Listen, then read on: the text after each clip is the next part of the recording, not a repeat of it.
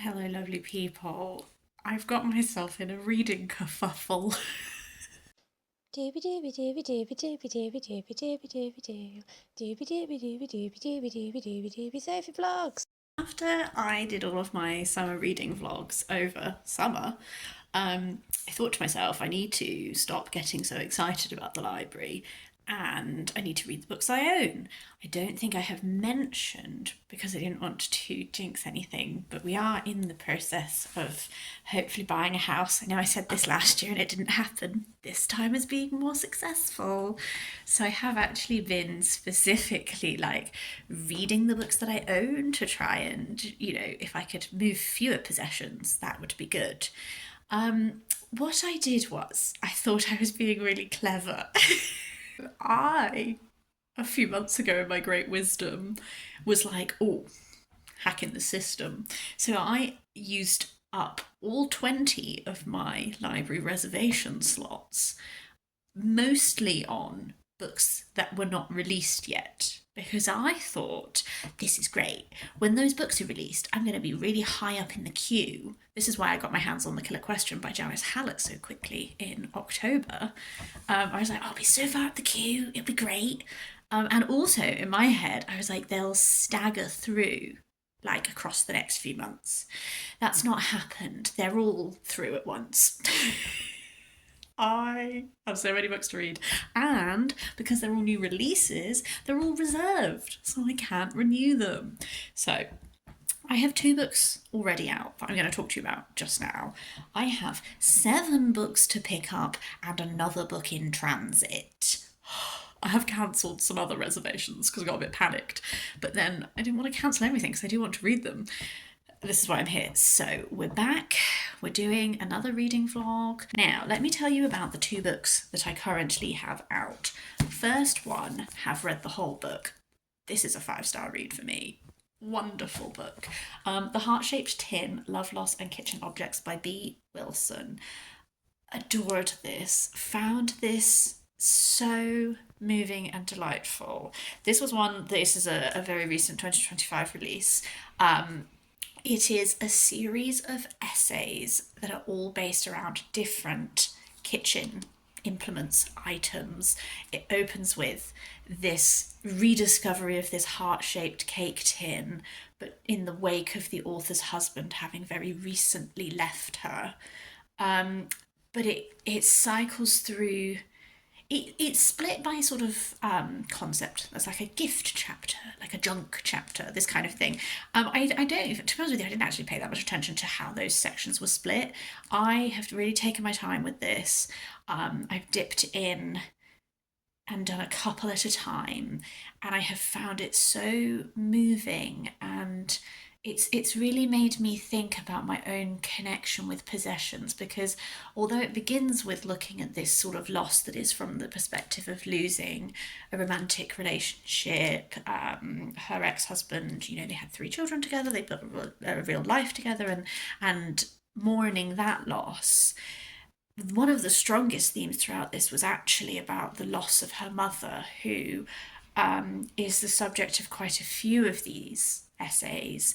And there is the loss of the fact that her mother has passed away, but also her mother had dementia. So there is also a further exploration of what it is like to be losing someone while they're still with you, and how many of those experiences were tied to kitchen objects.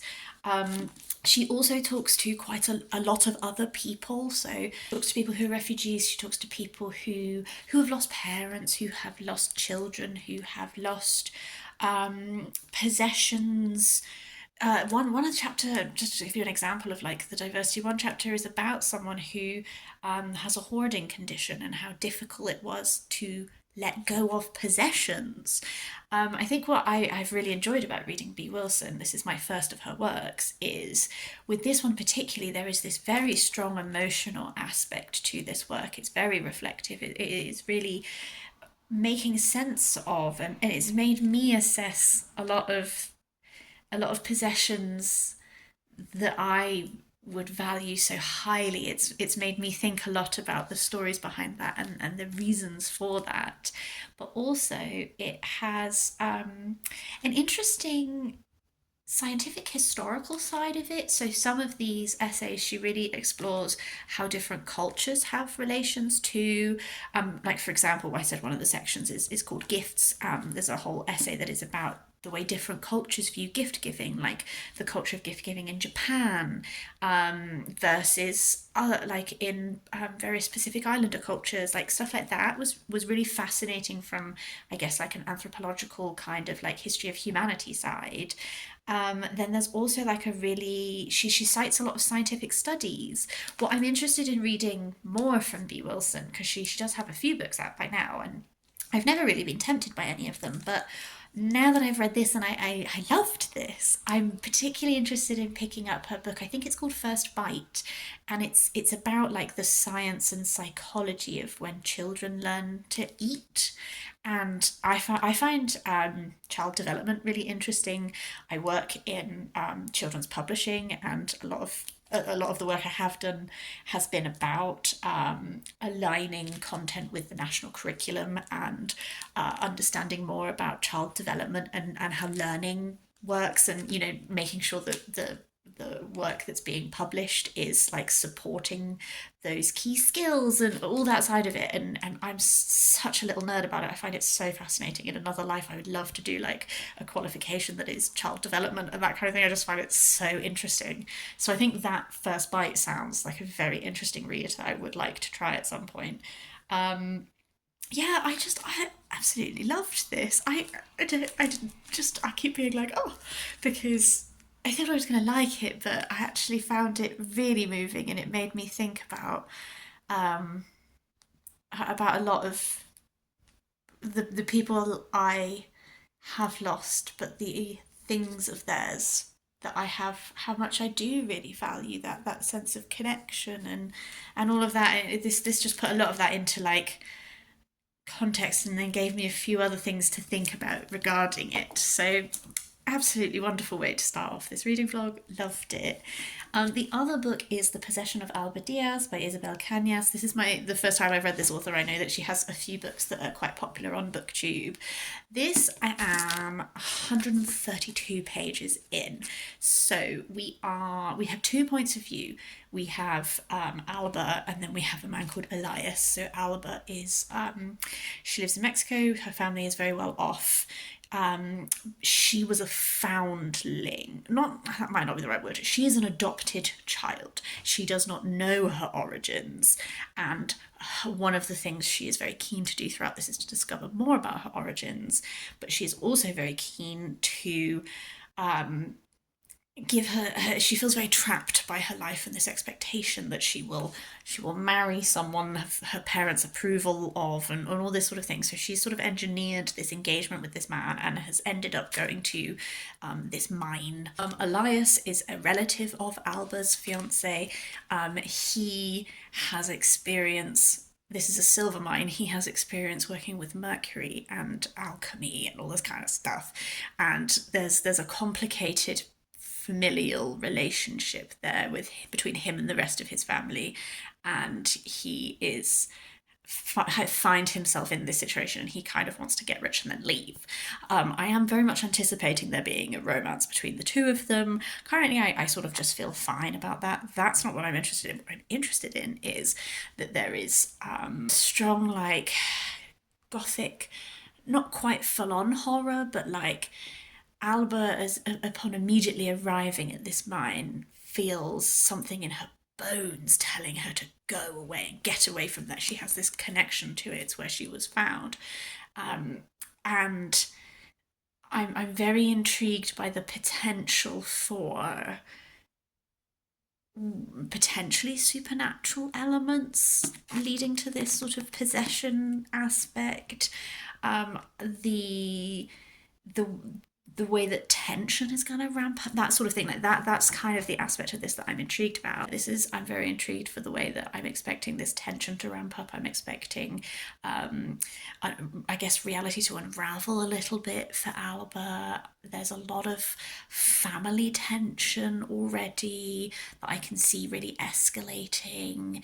There's I guess there's almost like an aspect of this that feels like generational sins, that kind of thing. There's a priest who feels very like he could be a villainous figure. There's a lot of like interesting threads swirling. Hello, lovelies. You catch me on the day that I will be going to the library to pick up my books. It is now 7 books to pick up, 3 books in transit. Great. But I did succeed in a mini mission, which was to finish reading The Possession of Alba Diaz before I went to the library so that I could return this one and not have quite as many out. On the whole, I enjoyed this. It's definitely I guess quite a slow-paced book, which I think tends to marry up with Gothic as a genre in general. The way that this possession spools out in little things happening that then snowball into like full-on possession. That was really fun. I think that there is a very strong vein of female rage running throughout this. My review of this book on Goodreads is just like insert Marge Simpson seems I'm full of rage gif here. Because that is kind of the vibe. I enjoyed it. I liked that there were a few little twisty little moments, nothing like huge, but there was some nice little like, oh, okay, that thing that I thought, like blah blah blah. Like I liked that aspect of it as well. I think that she painted like sensation well. Romance definitely runs through it, but I liked that it I think it walked the line well of having like there being this romantic tension between these two people who realistically like should not be feeling romantic tension. Like one of them is engaged to someone else, like it shouldn't be happening, and then that sort of romantic tension between them mirroring this tension of not understanding the possession. And I feel like the way that those went down hand in hand sort of enhanced both in a way that I enjoyed. So yeah, I definitely, for my first Isabel Canas, I have enjoyed it. It definitely gets a little bit horror at times, but not so. I'm not a big horror reader, so this walked a very good line for me of there being like horror-y aspects, but nothing that I was like, oh, I have to leave this book now, goodbye. So yeah, I think if I was to pick up another Isabel Canas, I know that there is the Vampire of El Norte. I think I had previously shied away from that because I had heard reviews that were saying that it's much more of like a romance first and foremost than it is like a vampire-y kind of that side of it. Whereas if it has a similar level to this, then actually I think I would enjoy that. So not now, because the mission of this is to read down my library books and to not place more holds until after I've moved house. But maybe in the future, next autumn season, I might try and take another one out from the library. Back with a little update. I've picked up all of my holds from the library. I say all of them. There's still 2 more in transit. So I thought I would start with where I've started reading, and then I'll give you a glimpse of what else is to come. So I kicked off with In Love with Love, The Persistence and Joy of Romantic Fiction by Ella Risbridger. I love Ella Risbridger's works. I primarily know her as a food writer. I love her book Midnight Chicken. This is her first non-food writing that I've read, and it's looking at romance as a genre because Ella Risbridger is a huge fan of romance books, and that really comes through with this. This is like, I'm about halfway through, this far through currently. Every chapter has like a different focus, a different theme. Like the first one opens by looking at like Pride and Prejudice as like objectively like one of the first romance novels, and then the impact that's had on the genre. I'm currently reading a chapter that's all about like cowboy romances and what's up with that. She's looked at like the idea of the hot billionaire. There's a lot of I think what I'm really enjoying about this is that I can tell so deeply that Ella Risbridger loves reading romance books. This is a love letter in many ways, but it's also like critical and clear-sighted and is able to critique some of these things, but also just examine like this type of feature of romance novels is really big right now, and why might that be to do with like the greater world and all this kind of thing. I'm just finding it really interesting. I have been writing a little reading list of books that she mentions that I think sound really interesting. So this is on track to be like a very highly rated book by me, actually. I'm thoroughly enjoying it. I'm also halfway through A Room Above a Shop by Anthony Shapland. This was a recommendation from Kerry over at Bookish Adventures and Wellbeing. I love Welsh lit. As you know, I do do-a-thon every year, so that was already a plus. I love queer lit, and this is set in the 80s, and it is following these two men in this Welsh town who begin a romance. One of them owns a shop and the other one becomes his assistant, and then they end up living together above the shop. And I'm so enjoying this so far. It has the sort of like narrative style is that it's got this very not I guess sparse narrative style. I'm finding it very sensation focused. Like they meet for the first time in a pub, and then they arrange to meet again in this like countryside bit, and some of those sensations of being outside feel so clear to me. When they, in their more intimate moments, it's a very sensation focused. Like I'm finding that very like evocative. It has all of these moments that like tiny little moments that like break your heart a little bit, because this is set in the 80s and they both have experienced the judgment on men like that, and they have so many internalized things and so many little moments that they think of from their past. There's all of these like really small moments that just gut you. When they're in their most intimate, their most vulnerable, they're finding connection, and there's always like a little reminder of, but this happened and I was told this, and this is the judgment on me, and that kind of thing. I don't know. I have a feeling that this is going to make me sad, but in like a achingly, like because it's so good kind of way. So I'm really enjoying this one so far. It's only a little one, so I don't think it's going to take me long to read at all. After that, where I definitely want to go next, the one that I'm most excited for is The Book of Records by Madeline Thien.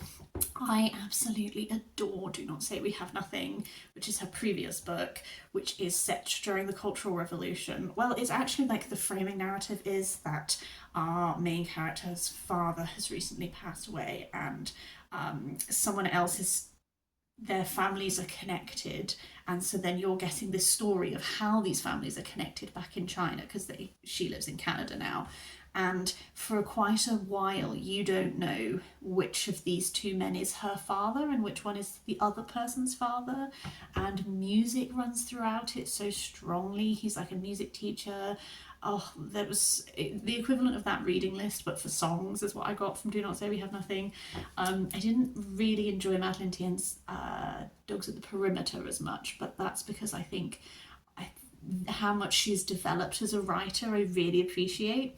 So I'm so excited for this. This follows Lena and her ailing father, and they're sort of at like a stop between migrations, and she is reading this book. Yes, the volumes, 3 volumes from The Great Lives of Voyagers. So one of them is Bento, a Jewish scholar in 17th century Amsterdam. The other is Blücher, a philosopher in 1930s Germany fleeing Nazi persecution. And then the third is Jupiter, a poet of Tang Dynasty China. She comes to understand the role of fate through reading them, but also there's a note about the cost wrought on her family and others by her father's betrayals.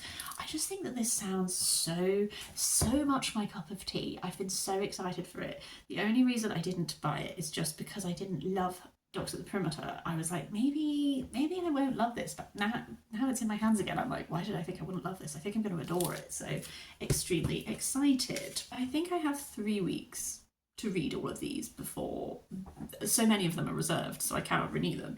The 3 others that I definitely cannot renew are Hazelthorn by C.G. Drews. This follows someone who is the adopted ward of a very rich man called Byron. He lives in this estate, and he is told that he cannot leave the estate, he cannot go into the garden, and he cannot be alone with this other boy who tried to kill him. his guardian dies and he believes he's murdered, so he's trying to investigate the murder. But what intrigues me about this is that there is this element of like the garden as like a force and a being that is dangerous to them, and I think that sounds really intriguing. I follow CG Drews on Instagram, but I've never read any of their work, so this will be my first one. It might be a bit body horror, I don't know, I'm gonna find out.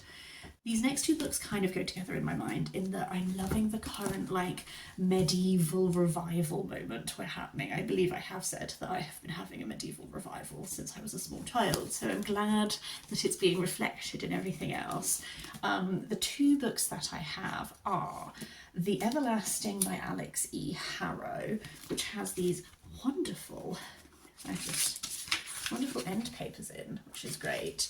This one is so Una Everlasting is like she's a knight and she fights for her queen and all this kind of stuff. And then we follow a scholar, Owen, hundreds of years later, who is like falling in love with her story. But there's this sort of, I guess, like meta aspect of it where like he's fascinated with her, and then it leads him into the past itself, and they become tangled together in time, bound to retell the same story over and over again, no matter what it costs. But that story always ends the same way. If they want to rewrite Una's legend and finally tell a different tale, they'll have to confront its author and change history itself. That's the side of this that makes me super intrigued by this. I think that sounds really interesting. Again, Alix E. Harrow, heard great things about, have never read. Love this cover, love a sword, love this little eye. And then the other sort of medievally one is The Second Death of Locke by V.L. Bovalino. This has a knight who has dedicated her life to her mage Kia. They're on a quest to protect the child of an enemy kingdom. But Grey is heir to the lost island of Locke, the root of all power. If she dies, all magic dies with her. This one I think is more of like a romantic fantasy, which is not always my jam, but for knights and mages and whatnot, I think it could be. I have a little bit more time on, and therefore are my lowest priority because I can renew them, are Catalina by Karla, Cornejo, Villavicencio. This is a campus novel. It is, she's a witty, vulnerable and beautiful Ecuadorian student who arrives at Harvard. She begins this like opulent time there, but then in her final year, undocumented immigrants become the target of political turmoil and her life begins to unravel. And it has an element of like, what will she save? What will she sacrifice for the people she loves the most? This one I can take my time with. And then the other one that I can take my time with is some non-fiction. This is from my Read the World project for Antigua. This is Jamaica Kincaid, Putting Myself Together, Writing 1974 till the Present. This is a collection of Jamaica Kincaid's non-fiction writing. I think it's just essays that have been published in different publications, all gathered into the same place.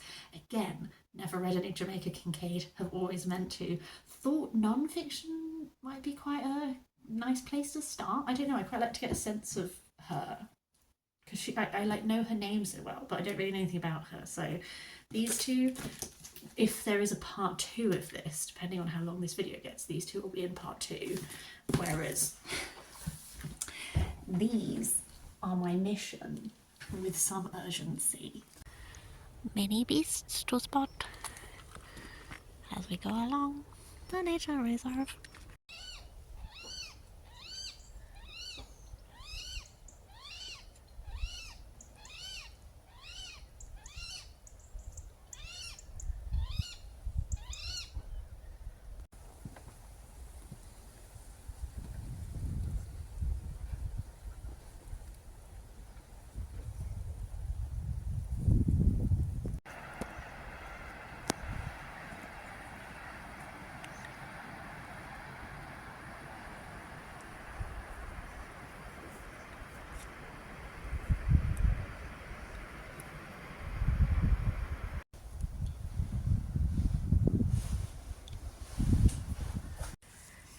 Look at this weird ass fungi. Look at that. Hello, as promised, I have finished both of these books very quickly, and I have to say this reading vlog is off to an excellent start. from a place of panic, I'm beginning to realise that past Sophie was actually quite wise in the library holds that she placed. First of all, A Room Above a Shop by Anthony Shapland. Loved this book. It's very sad. I believe I had said about the sparseness of the prose in this. So almost, it's formatted like this, almost felt like a long poem rather than necessarily somewhere between like a poem and a novella, I guess, because the prose is very sparse, but it also is very sensory, and it has these little moments of like turns of phrase and that sort of thing. But also because of the sparseness of the form, the both of the characters, they're only known by their initials, and it very much is, it's almost like a hazy watercolor of them or something, you know, like you get snapshots of them, you get snapshots of the defining moments of their lives, and you get this intense vision into their relationship, but you don't have hugely fleshed out character work. They're just enough for the telling of the tale. I found that there were so many little moments that like cracked my heart, and then as it builds, it does get quite sad at certain points. Really enjoyed it. I found it really emotional. It's very much my kind of thing. So thank you, Kerry. You absolutely recommended a good book for me. And then I also finished In Love with Love. I wrote such a reading list of books that I need to go away and read, because I think I said I'm not the biggest romance reader, but I like every now and then. I get a bit antsy if I read too much of the same thing, to be honest with you. What I loved about this was that it's so obviously written by someone who loves romance, but who also has the ability to like critically analyse. And I listed some of the chapters that we'd focused on, and they all continued to be really interesting. I think that it's given me, I guess, like a renewed appreciation for the romance genre, alongside looking at some of these like greater critiques of it, and like what some of the messaging in romance books like is drawing on, and all this kind of thing. I just Ella Risbridger's writing, I think, is, I could see it being a bit divisive. I really like the way that she writes. I find her very like effusive. There's kind of a lot of like listing. There's a recurring feature in this where she describes a plot point, like she'll be giving examples to prop up what the overarching topic of the chapter is, and she'll escalate to increasingly bonkers plot lines and then just put in brackets, name that book, and then the footnote will tell you what the book that she's just described a bonkers plot point from is. I like that sort of aspect. I can see how for some people that might get, I don't know, I guess like a little repetitive, a little like overly effusive, I don't know, but I really enjoyed this. I love people who write with like enthusiasm and like love for something. I really enjoy when that comes across. And I think it's given me a lot to think about, and I'm going to go away and I'm going to do some more romance genre exploring, I think, because I think the things about romance that I tend to not enjoy are like very specific to certain types of romance, then like certain tropes that I don't like very much, or like certain character types that just don't really appeal to me. And I think that they are quite specific to like certain types of romance setups, but not to like romance across the board. So I think this has helped me muddle out a bit more which types of romance I'm actually interested in, and now I feel a bit more focused. I used to read a lot more romance when I was like earlier in my coming out journey. I really liked reading queer romances. Every now and then I like a really lovely cozy. I really loved Vara McFarlane when I was younger, like, and that kind of thing. So this is a waffly way of saying that like I'm gonna loop back and maybe 2026 do a little bit more romance reading in recognition of this. Who knows? If you have any like really great romance recommendations, please do let me know. Where I'm going next is I've settled on. I'm going to try The Everlasting by Alix E. Harrow. I think of the two like sort of fantasy ones, this one appeals to me the most because I like that sort of meta aspect, that travelling through time, that kind of a side of it. I like the sound of both of them, but that's the one that is more appealing, so I'm going to go for that one. And then I have also only just started reading the Book of Records, but I love this author and I'm very excited. Hello again. So I've made a bit more progress, so I thought I would check in. The Everlasting by Alix E. Harrow. I am just over 100 pages in. I think this reading vlog is just going to be good books. I'm really enjoying every book I've read so far for this. This one, as I said, involves this guy who kind of goes back in time to this legendary figure. Where I'm at 100 pages in, I'm really enjoying it so far. I think there might be about to be like some little, maybe not like twisty revealy things, but like I think the narrative might be about to turn, which is why I thought I would check in at this point.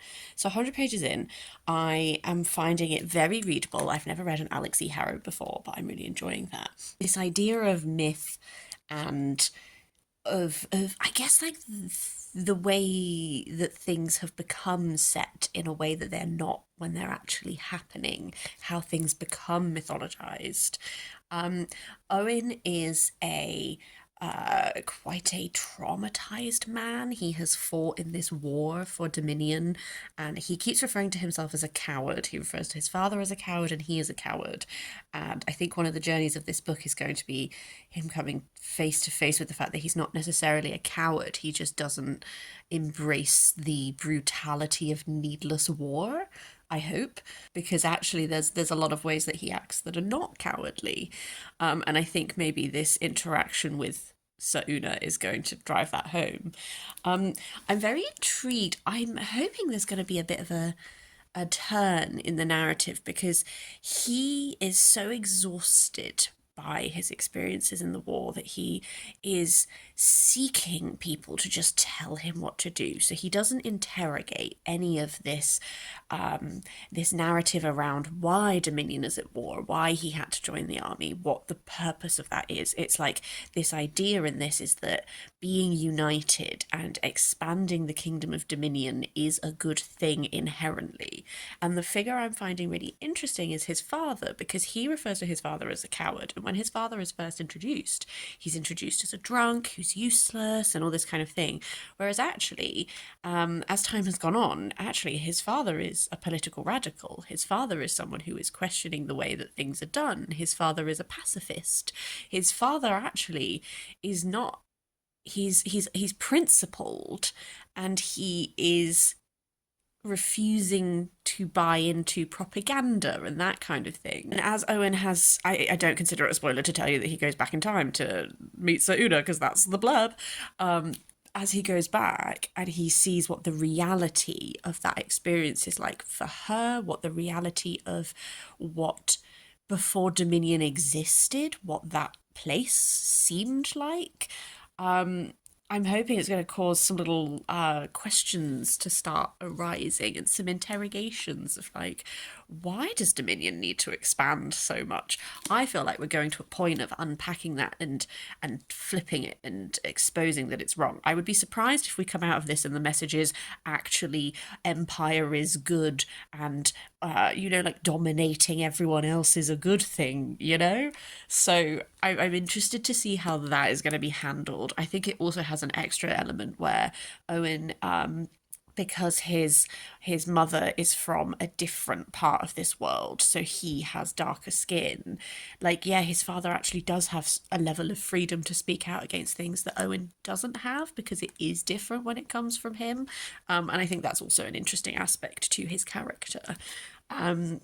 So enjoying this one so far. I'm also loving the Book of Records. I'm 180 pages into this one, so I've just finished part 1 and part 2 is about to begin. As I said, this follows this girl who has come to this place called the Sea, which is sort of like a holding place, like an in-between place. People don't usually stay there, but because her father is sick, they're staying there for quite some time. She spends many years of her childhood there, and she has these 3 volumes of books, but she also has these 3 neighbours, and the 3 neighbours, it becomes apparent, are the people in the books, but they go by different names. And whether our narrator has realised that or not, I'm not sure. what I'm finding fascinating about this is that there are so many little threads running through it that I'm finding really interesting. A big one, I guess, is like, I guess tapping into the everlasting at the same time is this idea of documenting and writing things down. So she has these books, and each of these neighbors like tells her like, that's not how that happened. This book is wrong. This book is like, this person, these book series just say that everyone is famous because they traveled. That's not right. And so they're retelling to her, so the narrative is interspersed, like her existing at the sea. She's looking back on this as a much older person, but she is looking at a period when she was a child, and those narrative bits are interspersed with the chapters that are the tellings of these people's lives. And the three people, Spinoza, Hannah Arendt, and Du Fu, are already like interesting historical figures, and I'm enjoying exploring them more. And after this I want to go and maybe listen to In Our Time episodes on them all, to like just really deep dive, because I know them a bit but not a lot. And every person, before they begin telling their story, they have this little exchange with her where they're like, if I tell it to you, will you remember it? Will you write it down one day? And she every time says, I remember everything. And none of them believe her. And I guess this book, if the concept of the book is that she is writing it, then she did remember everything. I find that recurring refrain of I remember everything so interesting. Like, this clearly is her book of records, so she clearly did, but we only have her to trust that she is remembering it as she was told it. And so that whole like memory record keeping, that's really interesting to me. I'm really waiting for when her father expands, because her father has also, he keeps promising that he will tell her everything, and he has not done it yet, because he's clearly like, they've left her mother and her brother behind. Like, why? We still don't really understand like what he did. Why was he banished? Why are they on their own? And she's becoming older and older, and her opportunities, like, if you're a child and you arrive from the sea into these refugee posts, you get to go to school, but she's getting older and older and getting to the point where she'll be too old to go to school. And it's like this push and pull between like the enjoyment that she has with her life at the sea, these neighbors that she clearly cares for. She mentions the other ways that she is very resourceful and finds things that they can trade, and like the other families and children that she talks to, and all this kind of thing. But also like this absolute tension between like her father, sometimes it's like, you should just go without me, but she doesn't want to leave him because it's her father and he's ill. And that like tension I find really interesting. The part 2 is called, if you'll bear with me, The Ethics. And so I'm intrigued about what the ethics will hold. So yeah, so far I'm really enjoying both of these. I think this is just going to be a reading blog where I just read really good books. This is a mosaic of Dido and Aeneas. That's about what I have to say. Christmassy little tree. Then, this is an Iron Age canoe. Look at its brooch. Amazing.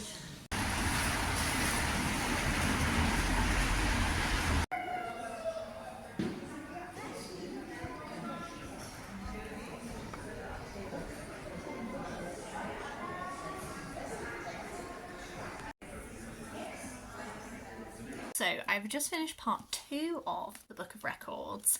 I'm still really enjoying this. I definitely prefer part 1 to part 2 so far. I've reached the end of part 2 and now I'm not entirely sure what form part 3 is going to take. I will find out and update you in the next update. But part 2 is from a different perspective, and there's a lot of focus on it. I'm trying not to spoil anything. Essentially, we're from this different perspective, and we are set during a time that has, I guess, a lot of like background political stuff happening, and our perspective character is very concerned with cyberspace and programming, engineering of internet and digital and surveillance and systems being susceptible to crisis and to like hacking and this kind of a thing. I think why I have enjoyed this part 2 less than part 1 is part 1 is very much in my wheelhouse of these recollections from different historical figures and this melding of like what is truth, how do these ideas of memory and recollection and the parallels being drawn between these different historical figures. I can't remember if I said, but there was a really fabulous thing in part 1 that is sort of each of these historical figures like questions whether we have a soul and whether there is an element of yourself that can even be preserved, or whether that it doesn't even exist. Like there was all of these interesting discussions that are super things that I find interesting. This second section, because there is a lot of language to do with creating, I think the fact that I'm struggling to describe to you exactly what the world that we're in is maybe a hint that like I found a lot of the like jargon language quite confusing because it is interesting. So it is combining like much more broader overarching ideas of I guess like societal structures and how and speaking freely and observe being under observation and surveillance and all that kind of thing. There is almost like a melding between how this is being put into action with this cyberspace and how this is actually something that is very practical in the real world experience. So it's not that I didn't find that interesting. I struggled a bit with some of the language and some of these discussions that characters would have back and forth. Sometimes just like the actual language and like jargon being used, I would just be like, I get the gist. I feel like I understand like the moral and the ethical and all that sort of thing. I just feel like I'm a bit lost.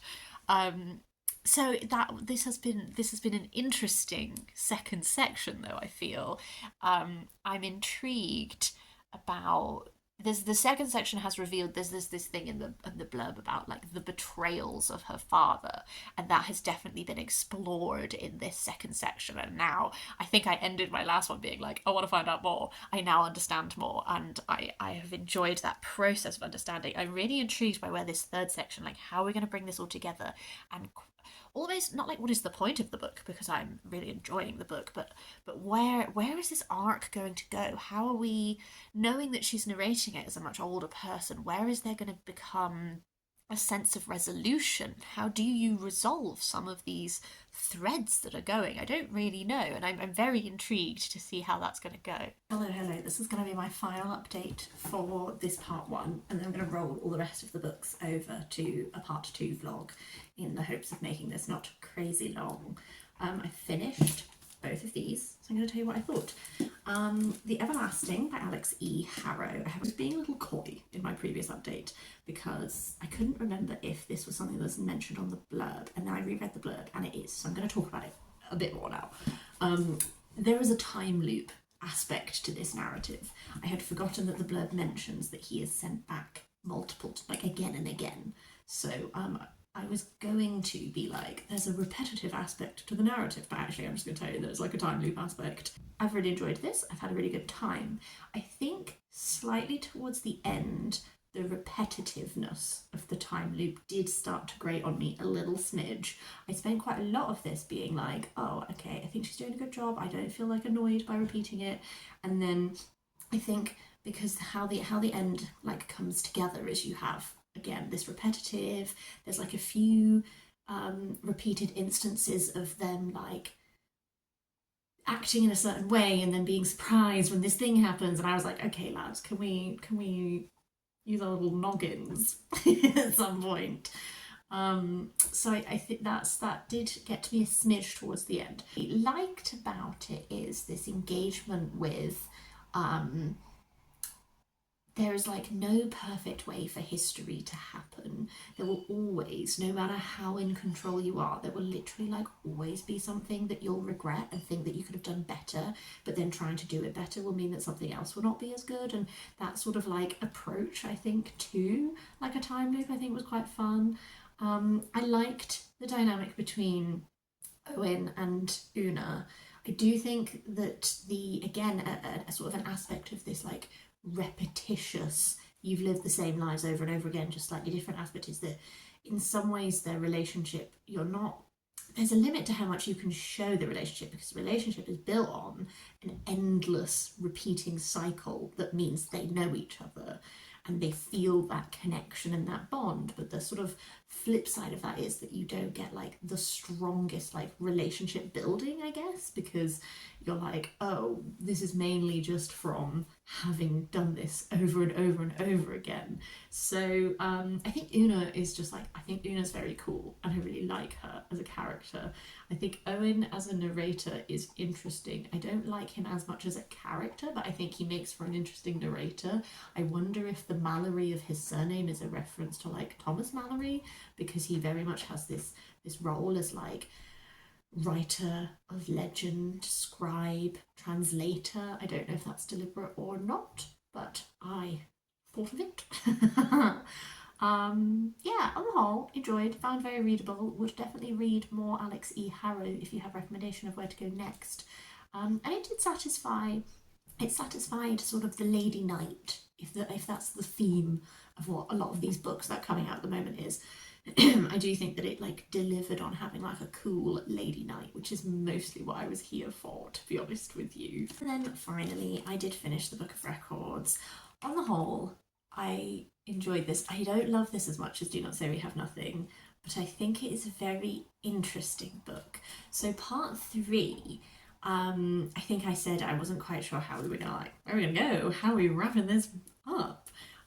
So part 3 was an interesting experience. I think it was a little more fragmented and less solid, I think, than I almost wanted it to be. I think I thought there would be maybe more of a crescendo ending kind of thing, whereas really a lot of what I loved about part 1 is present, but in a slightly more scattered way. So I still liked it, but there's a lot more, I guess, like it feels like a lot of this is about philosophical musings rather than wrapping up with a bow plot lines. And I enjoyed those philosophical musings, and I think sitting with this, so many philosophers and thinkers and writers are being referenced in this by different characters. That I think there's a lot to like sit with and mull, and I definitely am going to go away and listen. I'm definitely going to do the In Our Time episodes on Hannah Arendt, Spinoza and Dufu for sure. I really want to follow this with a little bit of consuming them, because that is my favourite aspect of this. I will say I think that Dufu got the short straw of the 3. He is present in parts 1 and 2, but distinctly less so, I feel, than Baruch and Hannah.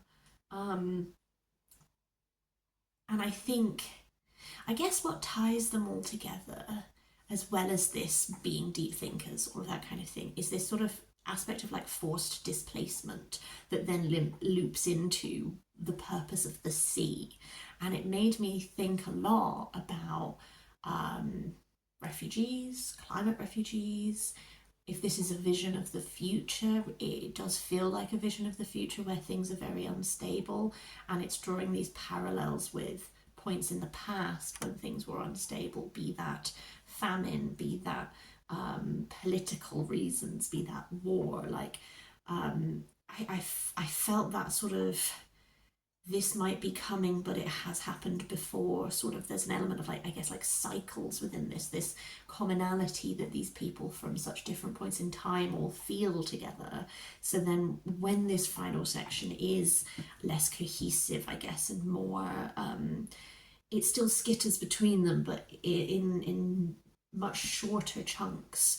The first section you have like full chapters dedicated to telling these people's tales, and then the third section it's very much like paragraphs in the same chapter, and that sort of change in form and structure, I guess, brings more to this like melding of time and all that kind of thing. So I can see how you could read this and come away and be like, is it fully formed? Is it, I wanted a bit more, that kind of thing. I think actually I'm coming down on the side of really liking it. I think that I want to sit with it for longer and I might develop my feelings a bit more. But I've definitely found it very interesting. And I guess thinking about it in relation to Do Not Say We Have Nothing, I can kind of see some links between them a little bit as well, which is fun. So yeah, this I've really enjoyed. I think I like this one more than this one. This was enjoyable and fun. I think this is doing stuff that just like really speaks to me as a reader. So yes, I will say, I know that I was like, oh gosh, I've really screwed myself over here. This has been a top quality reading vlog. I don't think there's been no disappointments in this reading vlog. Every single one. My past Sophie, I'm looking at you, girl. You did great. I know it's not convenient for me to be like having so many library books in my house right now when I'm trying to get everything sorted, but this has been good. I'd love to hear from you if you've read any of these. If you haven't read any of these but have any thoughts on what I've said, like love to hear from you if you want to leave a comment down below. But otherwise, I'm going to wrap this one up and there will be a part 2 at some point. Have a lovely day until then.